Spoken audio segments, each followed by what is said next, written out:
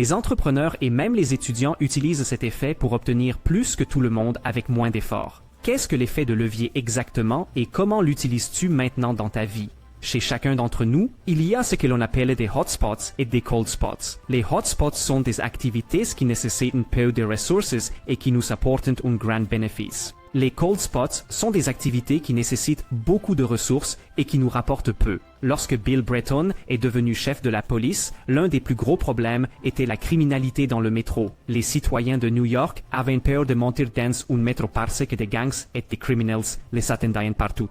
Bratton voulait changer cela, mais il n'avait pas assez de policiers pour remplacer un dans chaque métro. Il s'est donc concentré sur les hotspots et les cold spots. Il a constaté que presque tous les crimes avaient lieu dans quelques stations de métro.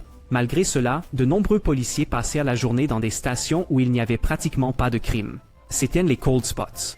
Bratton a donc demandé aux policiers de presque tous ces cold spots et les a envoyés dans les hotspots, c'est-à-dire dans les stations où le taux de criminalité était le plus élevé. Grâce à cette astuce simple, il a pu rendre les stations de métro plus sûres en très peu de temps, sans avoir besoin de plus de policiers. Selon le livre Blue Ocean Strategy, dont est tirée l'inspiration de cette vidéo, les personnes qui réussissent le mieux se demandent toujours quel levier ils peuvent utiliser au mieux, quel cold spot ils doivent éliminer et sur quel hotspot ils doivent se concentrer. Et c'est exactement cette façon de penser que tu peux appliquer à ta vie. Tu as peut-être 5 hobbies, dont un que tu aimes particulièrement. Ce hobby est ton point fort, sur lequel tu devrais te concentrer davantage. Les 4 autres hobbies sont tes cold spots. Ou peut-être y a-t-il une personne que tu devrais absolument rencontrer parce qu'elle changerait toute ta vie.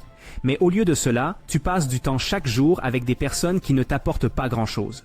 Ou bien il y a une heure dans la journée où tu es particulièrement productif, mais tu fais généralement une pause déjeuner pendant cette heure. Ne serait-ce pas plus utile de travailler pendant cette heure et d'avoir ainsi terminé ton travail bien plus tôt? Pour chacun d'entre nous, il existe des milliers de leviers dans la vie qui nous permettent d'obtenir beaucoup plus de succès avec beaucoup moins d'efforts. Plus tu découvriras de ces leviers, plus tu atteindras rapidement et facilement tes objectifs.